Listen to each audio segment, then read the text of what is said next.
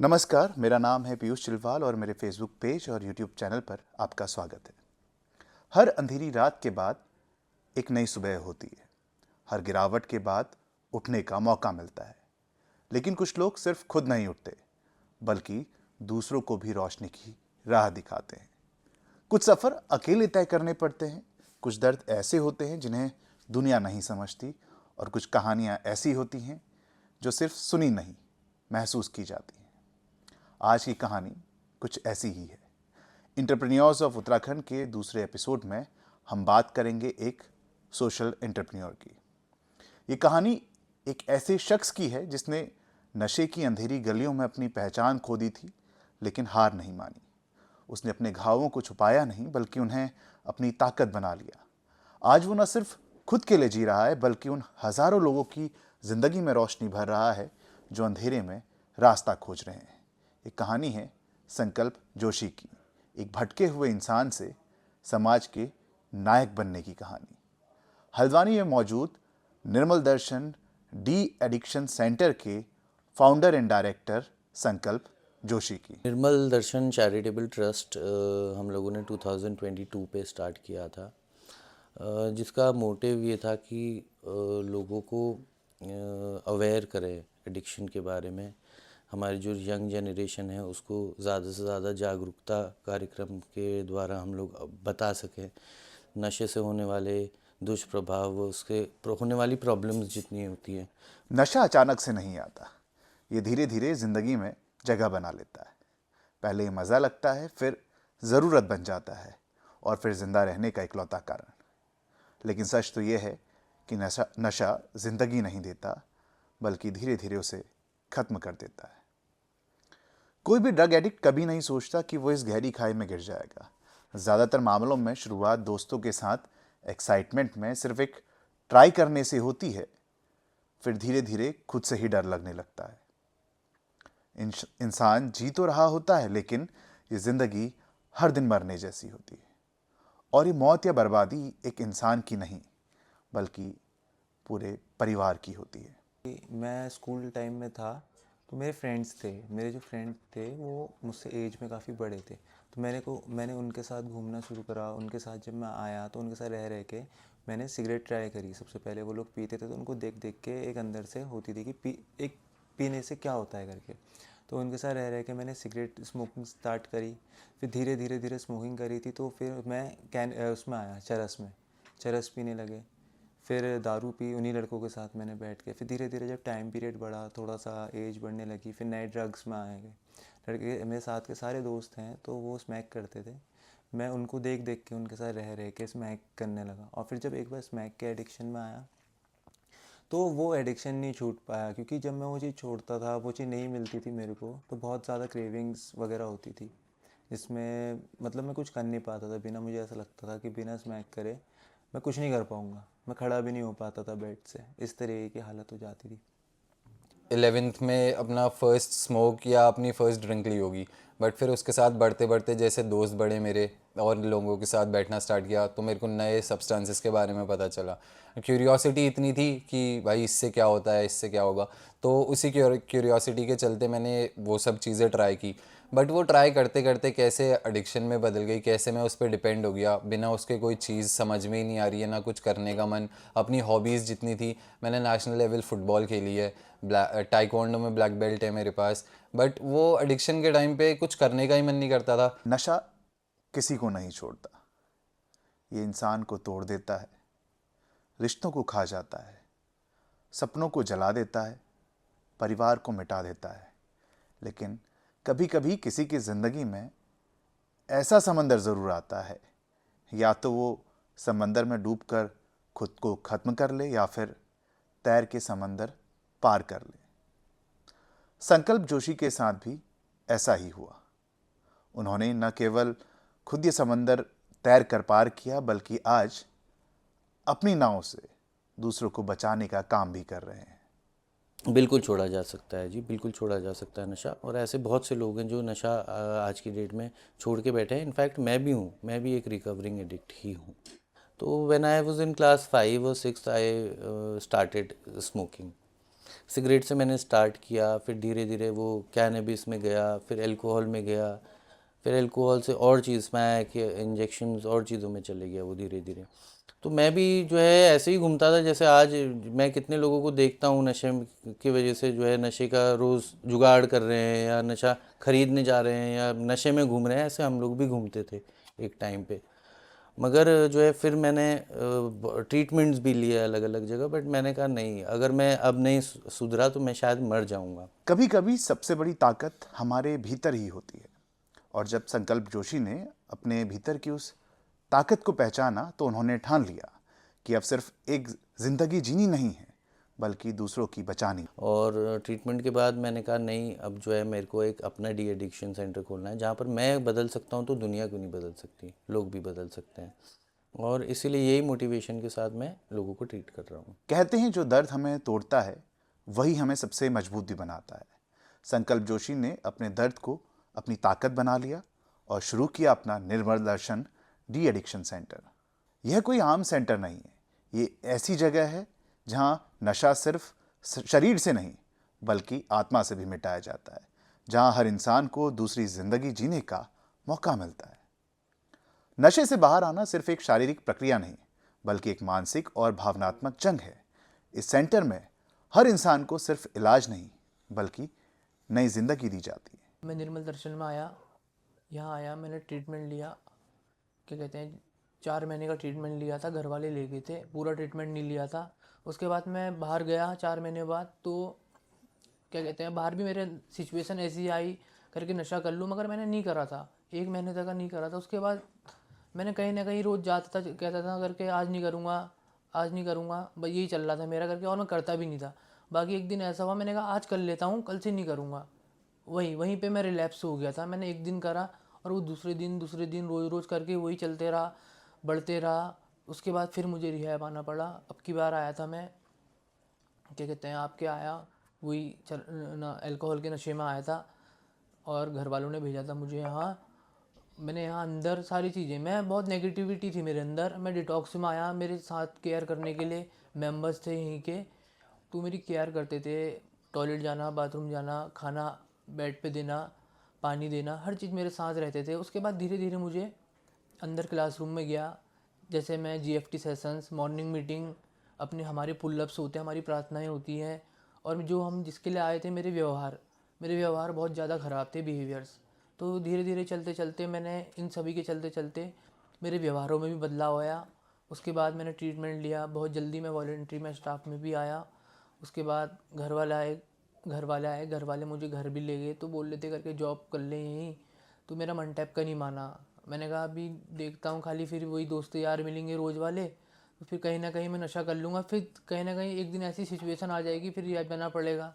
तो मैंने कहा इससे बढ़िया इस बार करना नहीं है। मैंने भैया को फ़ोन करा, मैंने भैया ऐसी ऐसी सिचुएशन है, मैं आ जाऊँ? भैया ने बोला आ जा तू, कोई दिक्कत नहीं है, ज़्यादा मत रुकना। मैंने ठीक है भैया। नशा छोड़ देना आसान नहीं होता और सबसे मुश्किल होता है खुद से लड़ना। कई बार ऐसा लगता है कि सब कुछ ठीक हो गया, लेकिन फिर पुरानी आदतें वापस लौटने लगती है। इसे रिलैप्स कहते हैं और इस सफ़र का सबसे खतरनाक मोड़ होता है। 70% से ज़्यादा लोग नशा छोड़ने के बाद किसी न किसी मोड़ पर रिलैप्स का सामना करते हैं। इसका मतलब ये नहीं कि वे कमज़ोर हैं, बल्कि ये बताता है कि उनकी लड़ाई अभी ख़त्म नहीं हुई है। बट हमारा ये मानना है relapse is a part of recovery. वो भी एक जो है उसमें घर वालों का को सोचना चाहिए कि हाँ, हम लोग अपना बिहेवियर ना चेंज करें, कि हमें इसको चेंज करना है, इसको बदलना है, इसको जो है इसको ऐसे एक्सेप्ट नहीं करना है जैसे ये एडिक्शन में है, इसको विदाउट एडिक्शन सोबर हमें एक्सेप्ट करना है। तो उसमें थोड़ा सा घर वालों का भी रोल प्ले करता है कि घर वाले हार मान जाते हैं कि नहीं, ये तो ज़िंदगी में कभी चेंज ही नहीं हो सकता। ऐसा नहीं है। बहुत से लोग हैं जो 3-4 ट्रीटमेंट में सही होते हैं, बहुत से लोग हैं जो एक बार में ठीक हो जाते हैं। पर्सनैलिटी टू पर्सनैलिटी डिफ़र करती है ये चीज़ें। नशा छोड़ने की प्रक्रिया एक दिन में पूरी नहीं होती। यह एक सफ़र है जिसमें कई पड़ाव आते हैं। अब विस्तार से इनके बारे में बात करते हैं। पहला चरण है डिटॉक्सिफिकेशन का, यानी शरीर से नशे का जहर निकालना। पहला कदम शरीर को शुद्ध करने का होता है। इसमें दवाइयाँ और मेडिकल सुपरविज़न के जरिए शरीर में नशे के प्रभाव को धीरे धीरे खत्म किया जाता है। ये कठिन होता है क्योंकि इस दौरान मरीज विड्रॉल सिम्टम से गुजरता है, बेचैनी, घबराहट, दर्द और मानसिक तनाव। फिर फर्स्ट स्टेज यहाँ पर है कि अपनी जिम्मेदारी इंसान खुद से संभालने लगे। पहले तो जब स्टार्टिंग में आता है तो उसको एक कंपेनियन दिया जाता है, जैसे कि बड़ा भाई। तो 15-20 दिन के लिए वो बड़ा भाई रहेगा, उसको सारा जो है रूटीन बताएगा, टाइम पे कब उठना है, कितने कितने टाइम से कितने टाइम तक उसको नहाना है या ब्रश वगैरह करना है, तैयार होकर क्लास में जाना है, क्लास की टाइमिंग्स बताएगा, कितने बजे से कितने बजे तक कोई टाइमिंग्स रहती हैं, कैसे जो है क्या क्या रूल्स एंड रेगुलेशंस हैं, कौन कौन सी बातें करनी है नहीं करनी है, ये सारी चीज़ें बताएगा। जैसे हमारे 3 रूल्स हैं, नशा नहीं, नशे की कोई बात नहीं। ये इसलिए है क्योंकि देखिए एडिक्ट्स ही हैं सारे और नए मेंबर्स में ज़्यादा रहता है, तो 2 नए मेंबर्स आपस में बात करेंगे तो ऑब्वियसली नशे की बात करेंगे या घर जाने के लिए बात करेंगे। उसके अलावा वो बात नहीं कर सकते क्योंकि उनको ट्रीटमेंट के बारे में तो कुछ पता ही नहीं है, तो वो चीज़ें अलाउड नहीं होती। नशा नहीं, नशे की कोई बात नहीं, इसलिए भी है क्योंकि इंसान ट्रीटमेंट, हमने जो देखा है वो ट्रीटमेंट के रहते रहते ही, ट्रीटमेंट में अंडर ट्रीटमेंट रहते हुए ही रिलैप्स हो जाता है। दूसरी स्टेज में मानसिक और भावनात्मक सुधार किया जाता है, यानी दिमाग और आत्मा की सफाई। नशा सिर्फ शरीर को नहीं, दिमाग को भी जकड़ लेता है। इस चरण में थेरेपी, काउंसलिंग और मेडिटेशन के जरिए मरीज को अपनी भावनाओं को समझने और उन्हें काबू करने की ताकत दी जाती है। का ट्रीटमेंट करते हैं, क्लासेस करते हैं, काउंसलिंग करते हैं, बेसिकली एजुकेशन सेशंस रहते हैं, योगा मेडिटेशंस रहती है। तीसरी स्टेज में बात करते हैं पुरानी आदतों को छोड़ने की, यानी कि ब्रेकिंग द हैबिट। नशा छोड़ने के बाद भी पुरानी संगत, पुरानी जगहें और मानसिक ट्रिगर मरीज को फिर से उस दलदल में धकेल सकते हैं। इसलिए इस चरण में उन्हें नई आदतें सिखाई जाती हैं ताकि वे खुद को व्यस्त और पॉजिटिव बनाए रखें। पहले स्वयं की जिम्मेदारी तो हमने ले ली, अब हम दूसरों की, जैसे बड़े भाई की भूमिका कि जो नए मेंबर्स आ रहे हैं उनका कैसे ध्यान रखना है, उनको क्या क्या सिखाना है, ये सारी चीज़ें। चौथी और आखिरी स्टेज है जीवन में वापसी की, यानी कि री इंटीग्रेशन, समाज में दोबारा जीना सिखाना। ये सबसे महत्वपूर्ण और सबसे कठिन स्टेज होती है। मरीज को नई जिंदगी में वापस लौटना होता है, परिवार, नौकरी, समाज के साथ जुड़ना और एक स्वस्थ जीवन शैली अपनाना। लेकिन सबसे बड़ी चुनौती यहाँ वही होती है कि वो फिर से नशे की ओर न हो। क्योंकि उनको विड्रॉल्स बहुत सारे होते हैं, वो चीज़ हम याद दिला रहे होते हैं, देखो आपका विड्रॉल का टाइम पीरियड इतना था। और ऐसे ऐसे लोग हैं जिनको 10 से 12 दिन तक याद ही नहीं रहता वो विड्रॉल्स में क्या क्या करते हैं, हेलुसिनेशंस होते हैं, नहीं याद रहता। वो चीज़ हम लोगों को याद दिलाते हैं बार बार। बट ये है कि कुछ लोग ऐसे होते हैं जिनको बता दिया नहीं करना है, वो एक बार और ट्राई करके देखना चाहते हैं, तो रिलैप्स हो जाते हैं। बट रिलैप्स का मतलब हार नहीं होता। अगर आप गिरते हैं तो इसका मतलब कदापि ये नहीं है कि आप कमज़ोर हैं। इसका मतलब ये है कि आपको अभी और मजबूत बनना है। हर दिन एक नई जंग है, लेकिन जब आप हर सुबह उठकर खुद से कहेंगे कि मैं इससे बाहर आ सकता हूं, तो धीरे धीरे ये सच होने लगेगा। याद रखिए, नशा आपकी ज़िंदगी का अंत नहीं है, लेकिन अगर आप चाहें तो रिकवरी आपकी नई शुरुआत बन सकती है। नशे की लत सिर्फ एक इंसान को नहीं तोड़ती, ये पूरे परिवार को बिखेर देती है। लेकिन जब कोई इस दलदल से बाहर आने की कोशिश करता है तो सबसे बड़ा सहारा उसका परिवार ही बन सकता है। शेयर करना बहुत ज़रूरी होता है। एडिक्ट्स के अंदर होता है कि वो शेयर नहीं कर पाता चीज़ें, अपने फैमिली मेम्बर्स के साथ नहीं करता, वो बाहर के लोग ढूंढता है शेयर करने के लिए। मतलब अलग अलग सबके सबके कॉजेज़ अलग अलग होते हैं, बट हम उसको भी एक कॉज मानते हैं क्योंकि वो एडिक्ट जो है अपने फैमिली के साथ टाइम स्पेंड करना बहुत बंद करने लग जाता है, दोस्तों के साथ ज़्यादा टाइम स्पेंड करता है। खाना, मैं अगर लड़कों से अंदर पूछता हूँ भाई किसने जो है लास्ट अपने घर वालों के साथ तीनों टाइम का खाना खाया, तो शायद कोई नहीं होगा उनमें। जब कोई नशे में डूबा हुआ होता है तो उसे लगता है कि कोई भी उससे प्यार नहीं करता, कोई उसकी परवाह नहीं करता।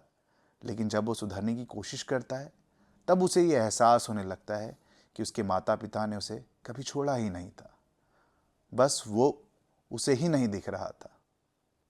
अब सवाल यह आता है कि ऐसे वक्त में माता पिता अपने बच्चे की मदद कैसे कर सकते हैं। सबसे पहला, बच्चे को समझें, उसे डांटे नहीं। नशा एक बीमारी है, कोई जानबूझकर इसमें नहीं फंसता। जब माता पिता अपने बच्चे को दोष देने की बजाय उसे समझने की कोशिश करते हैं तो रिकवरी आसान हो जाती है। पेरेंट्स को चाहिए कि वो प्यार और धैर्य बनाए रखें। कई बार जब मरीज़ रिलैप्स करता है तो परिवार नाराज़ हो जाता है, लेकिन सबसे ज़रूरी है कि उस समय धैर्य रखा जाए और बिना शर्त प्यार दिया जाए। ये सफ़र लंबा होता है, लेकिन परिवार के बिना ये और भी कठिन हो सकता है। तीसरी और आखिरी बात, सेंटर से जुड़े रहें। सिर्फ मरीज़ को इलाज की ज़रूरत नहीं होती, बल्कि पूरे परिवार को नशे के प्रभाव को समझना पड़ता है। जब माता पिता काउंसलिंग और सेशंस में भाग लेते हैं तो बच्चे को भी ये एहसास होता है कि वो अकेला नहीं है। अगर आपका बच्चा नशे में फंस गया है, या आपका कोई दोस्त नशे में फंस गया है, या आपके परिवार का कोई सदस्य नशे में फंस गया है, तो उसे छोड़िए मत, उसे दोष मत दीजिए, बल्कि उसका हाथ पकड़िए और उसे ये एहसास दिलाइए कि वो आपकी ज़िंदगी का सबसे कीमती हिस्सा है। एक बच्चे के लिए माता पिता का प्यार ही सबसे बड़ी दवा होती है, और जब ये प्यार बिना किसी शर्त के दिया जाता है तो सबसे कमज़ोर इंसान भी सबसे मजबूत बन सकता है। अगर आप नशे में हैं, अगर आप सोचते हैं कि अब कोई उम्मीद नहीं बची, तो मैं आपको बस इतना कहना चाहता हूँ कि आप अकेले नहीं हैं। कहते हैं जो सबसे गहरी खाई में गिरता है वही सबसे ऊंची उड़ान भरता है। संकल्प जोशी सिर्फ एक नाम नहीं, बल्कि उम्मीद की एक किरण है। उनका डी एडिक्शन सेंटर सिर्फ इलाज नहीं, बल्कि एक नया जीवन देने का केंद्र है। अगर आप भी किसी को इस जाल में फंसा हुआ देखते हैं तो उसकी मदद कीजिए, क्योंकि हर अंधकार के बाद एक नई सुबह ज़रूर आती है। आज की इस एपिसोड में बस इतनी सी बात। ज़िंदगी खूबसूरत है, इसे फिर से जीना सीखो। मिलते हैं अगले वीडियो में एक नई स्टोरी के साथ। धन्यवाद। जय हिंद, जय उत्तराखंड।